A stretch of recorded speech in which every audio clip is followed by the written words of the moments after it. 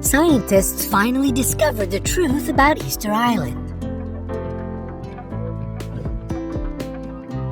For many decades, people's minds have been occupied with the mystery of Easter Island, a remote piece of volcanic soil far away in the Pacific Ocean. But our planet hosts thousands of such lonely islands. What is so particular about this one? The mystery is concealed not on the island itself, but the giant stone statues covering it. Who created the world-famous huge stone heads? Did they serve any specific purpose? Where did their creators arrive from, and where did they disappear? Well, it seems the answer is finally just around the corner. Watch this video and satisfy your curiosity, learning all the truth about Easter Island. Remember to give us thumbs up. We work to make your life brighter. What do we know about the island itself?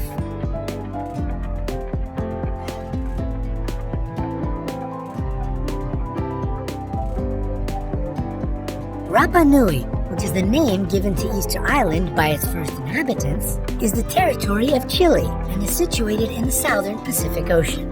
And it is so far that you can easily consider it one of the most distant places on the world's map. It lies 1,200 miles away from Pitcairn, which is its closest neighbor. Chile itself is 2,300 miles away to the west. The only transport that can take you there is a plane. If you want to get to this destination point, you will need to spend 5 hours on board flying from Santiago, Chile to Easter Island. The area of the island is just 63 square miles. And such, let's admit, a tiny territory is home to 887 huge stone statues.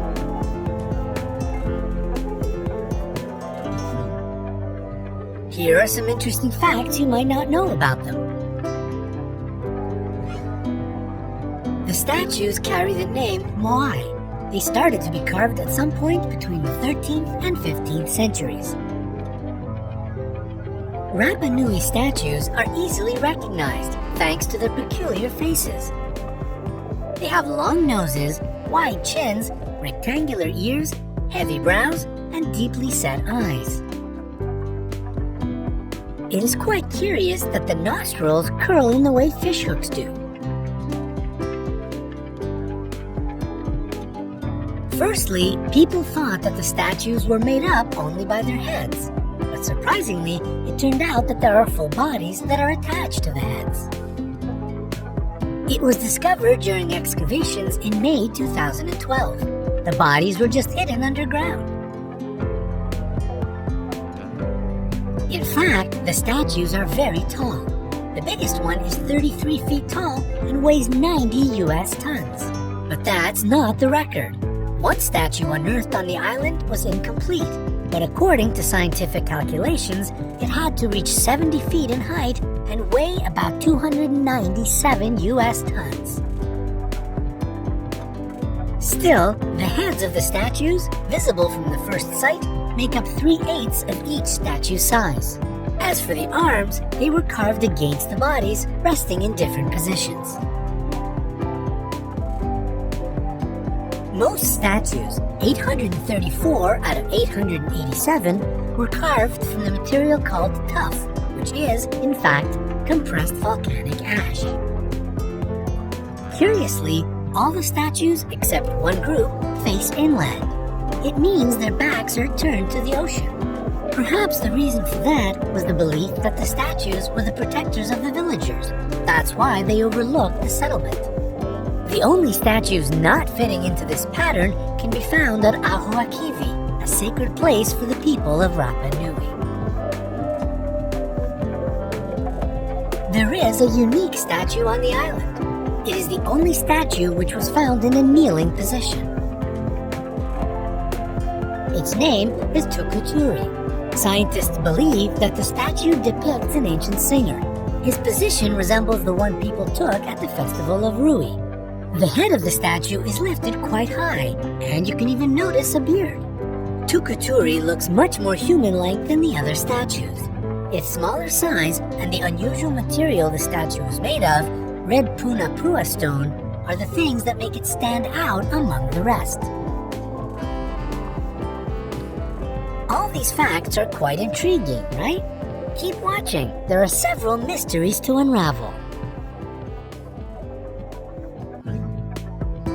People keep wondering how the statues of such huge weight have been distributed all around the island. What is more, when Europeans first arrived at the island in 1722, they found a small local population, just between 1,500 and 3,000 people.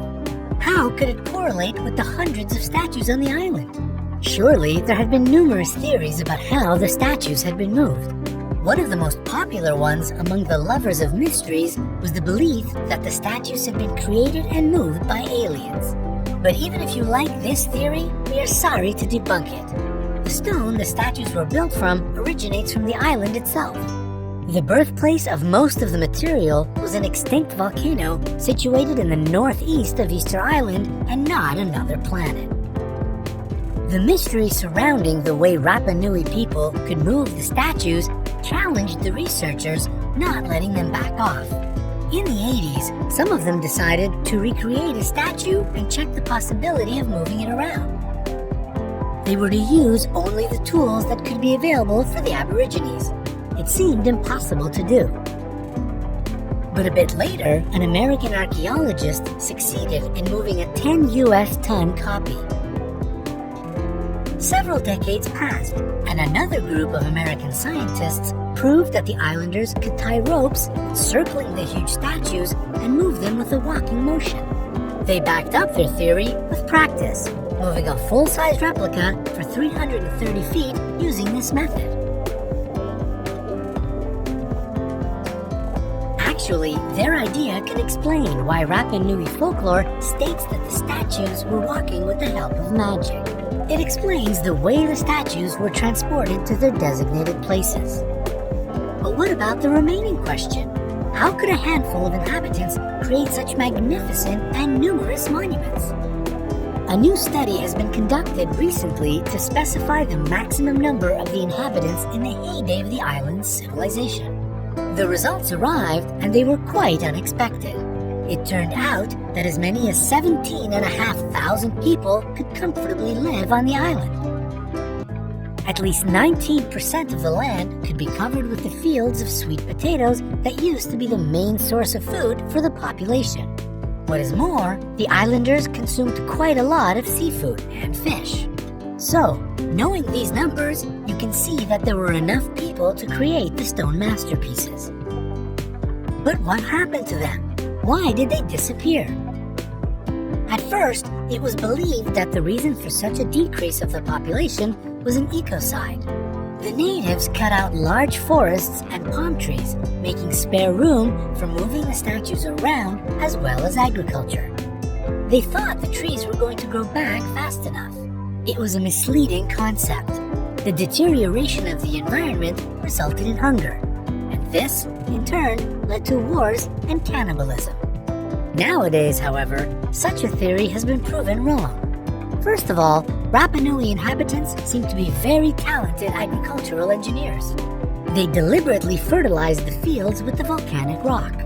In fact, another research has shown that people had been living on the island for many centuries, and the population only started to decrease when Europeans began visiting. So, a much more realistic explanation is also very tragic. South American raids in the pursuit of slaves frequented the island throughout the 19th century. Half of the Aborigines were taken away. What is more, European traders brought to the island new diseases, which the locals hadn't been protected from, and introduced enforced migration. It led to the fatal decline of the nation that presented the world with such a miracle as the mystery of Easter Island. Have you heard these facts before?